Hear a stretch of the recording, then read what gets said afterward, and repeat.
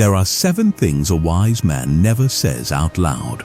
Not because he is dishonest, not because he is cruel, but because he has learned through blood and loss and betrayal that some truths are weapons, and handing a weapon to someone who does not deserve it is not honesty.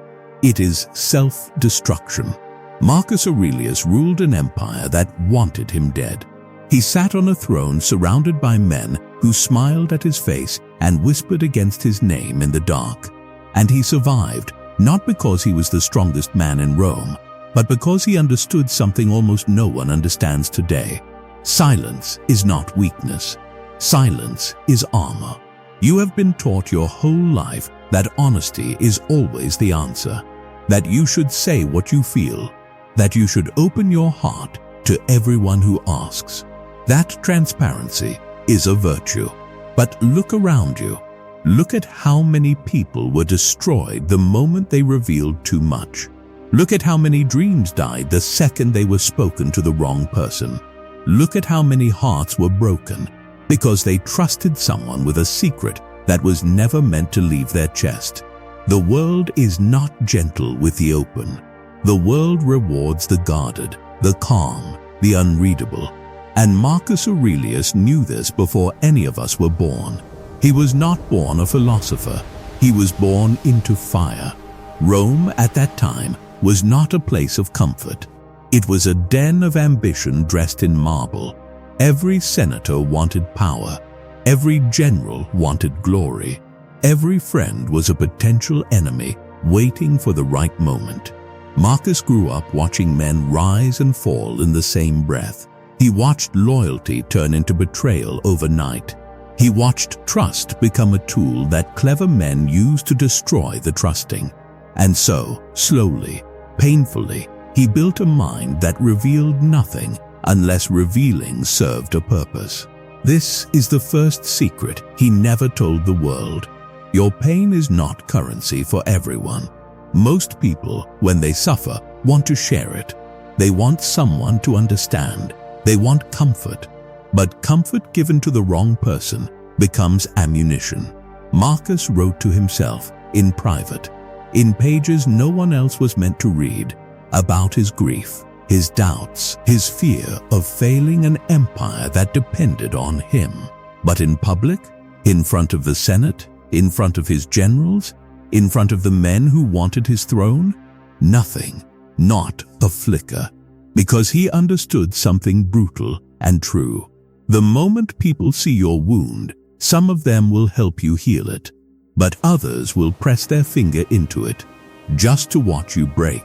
And you never know, in the beginning, which kind of person is standing in front of you. Think about your own life for a moment. Think about the time you told someone your biggest fear, and months later, in an argument, they threw it back at you like a knife. Think about the dream you shared with excitement, only to watch someone's face twist with quiet jealousy they tried to hide behind a fake smile. This is not paranoia. This is pattern. This is the oldest pattern in human history. And Marcus Aurelius, sitting on the most powerful throne in the ancient world, learned to protect himself from it by simply never opening the door in the first place. But here is where the story deepens, because this is not just about hiding pain. This is about something far more dangerous and far more human. The second secret is this: never reveal how much something hurts you, because the ones who wish to hurt you again will remember exactly where to aim. Marcus Aurelius faced betrayal that would break most men completely. A trusted general, a man he had promoted, a man he had believed in, turned against him and declared himself emperor while Marcus was away fighting wars on the frontier. Imagine that feeling. Imagine giving someone your trust, your name, your power, and watching them use every bit of it as a blade against your back. Most men would have raged. Most men would have shown the world their fury, their heartbreak, their thirst for revenge. Marcus did something almost unnatural. He controlled his face.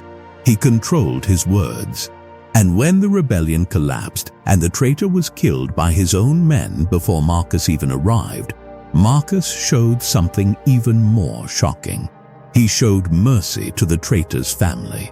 Not because he did not feel the betrayal deeply, he felt it more than anyone knew, but because he understood a secret almost no one in power understands. If you let people see exactly how deeply they wounded you, you teach them exactly where your weakness lives. This is not coldness. This is wisdom soaked in scar tissue, and it is a lesson you need in your own life. Right now, today, the colleague who undermines you at work, the friend who spreads a rumor, the partner who says something that cuts you to the bone, the moment they see your reaction, the moment they see how deep the wound went, you have handed them a map to your softest spot. And some people, dark as this sounds, will use that map again. Now here comes the twist you did not expect. Because if silence and control were the whole story, Marcus Aurelius would simply be a cold, calculating ruler. But he was not. Underneath his composed exterior was one of the most emotionally aware men in history.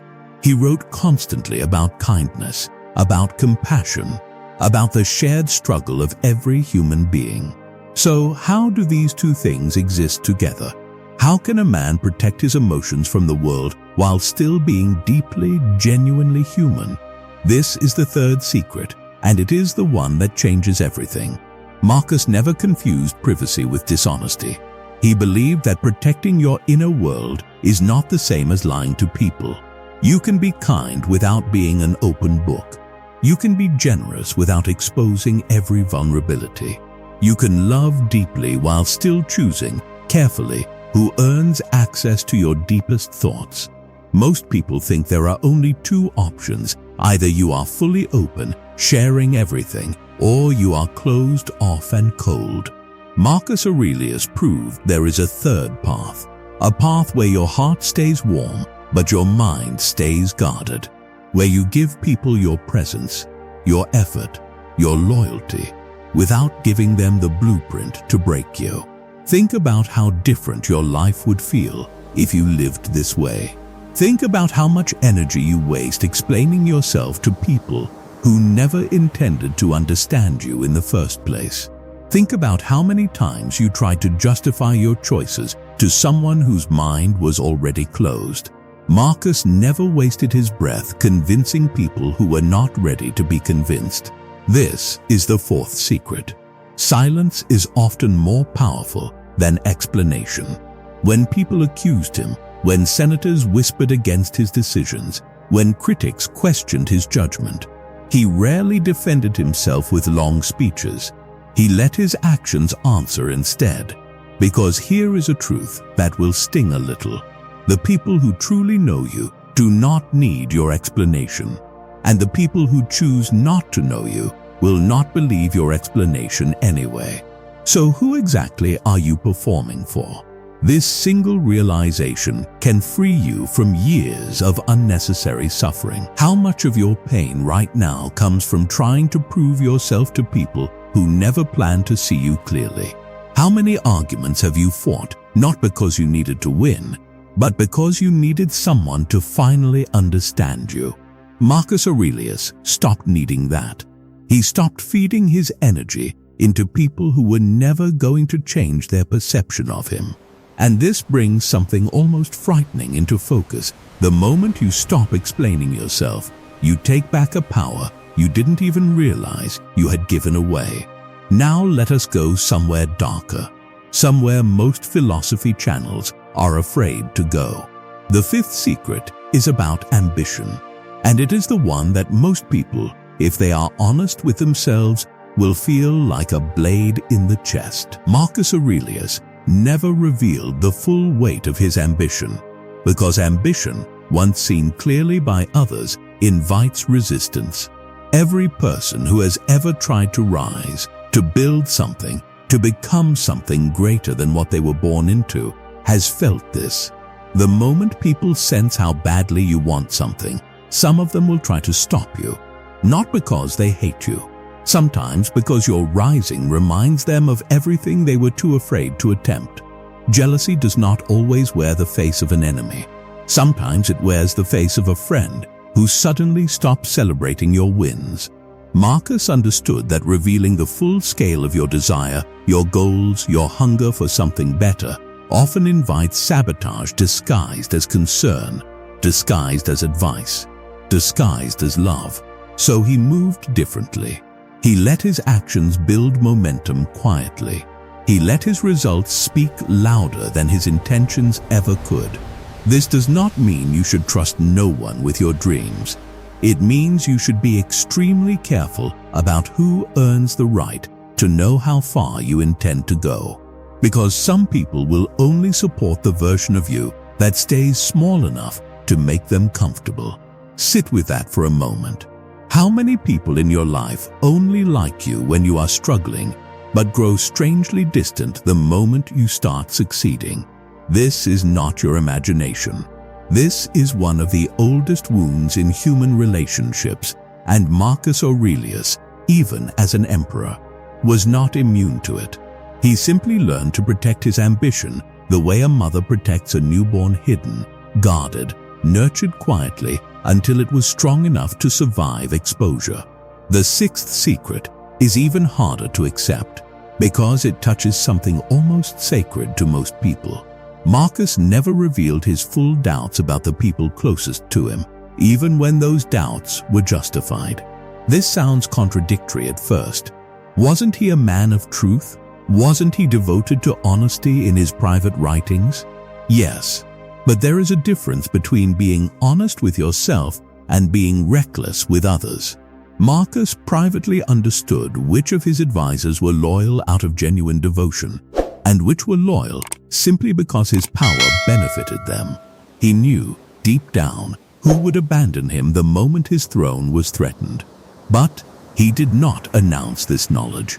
He did not confront every person with his suspicions.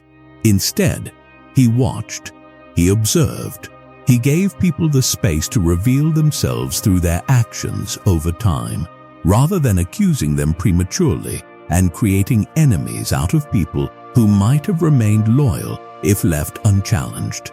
This is one of the most difficult disciplines a human being can master, knowing something uncomfortable about someone and choosing patience over confrontation, observation over accusation. Most people, the second they feel suspicious of someone, either explode with accusations or grow cold and distant, revealing their doubt through behavior. Marcus Aurelius mastered something rarer. He let time do the revealing. Because here is a brutal truth about human nature. Liars expose themselves eventually, but only if you do not scare them into hiding sooner by revealing that you already suspect them. And now we arrive at the seventh secret, the deepest one, the one that ties every other secret together into a single devastating truth. Marcus Aurelius never revealed how little he actually feared death, not because he was reckless, not because he did not value his life, but because in a world obsessed with power, the person who no longer fears losing everything becomes impossible to control. Think about this carefully. Every tyrant, every manipulator, every person who seeks control over another human being uses one primary tool: fear. Fear of loss, fear of pain, fear of death, fear of being alone. But Marcus Aurelius spent his entire life training his mind to accept the one truth most people spend their whole lives running from. Death comes for everyone. The emperor and the beggar share the exact same fate. Once he made peace with this, once he stopped fearing the end of his own story, something extraordinary happened. He became unshakable. Enemies could threaten him with death, and the threat lost its power, because he had already made peace with the very thing they were using as leverage. This is the deepest secret of all, and it explains everything else. A man who does not fear losing his life cannot be controlled by threats. A man who does not desperately cling to comfort cannot be manipulated by promises of luxury. A man who has already accepted the worst outcome imaginable walks through the world with a kind of terrifying calm, because there is nothing left that others can dangle over his head. Marcus never spoke about this openly, because revealing that you are no longer afraid removes the very mystery that keeps manipulators guessing. He simply lived it, quietly, completely, and it made him nearly impossible to break. Now think about your own life again, but differently this time. How much of your suffering comes from fear? Fear of losing a relationship, so you tolerate disrespect. Fear of losing a job, so you accept humiliation. Fear of being alone, so you stay in situations that slowly destroy your spirit. Fear of failure, so you never attempt the thing your heart has been whispering to you for years. Every single one of these fears is a leash, and someone, somewhere, whether they realize it or not, is holding the other end. Marcus Aurelius did not defeat his enemies through armies alone. He defeated them by refusing to be afraid of the things they used as weapons. Silence protected his pain. Control protected his wounds. Privacy protected his kindness. Quiet confidence protected his ambition. Patience protected his relationships. And peace with death protected his entire spirit from ever being ruled by fear again. This is not a lesson about becoming cold or distant from the people you love. It is a lesson about becoming impossible to manipulate, impossible to predict, and impossible to break. It is about understanding that some truths, when spoken too soon, to the wrong person, at the wrong time, do not build connection. They build vulnerability that others exploit. Real strength is not shouting your pain to the world and hoping for sympathy. Real strength is carrying it quietly while still choosing to be kind.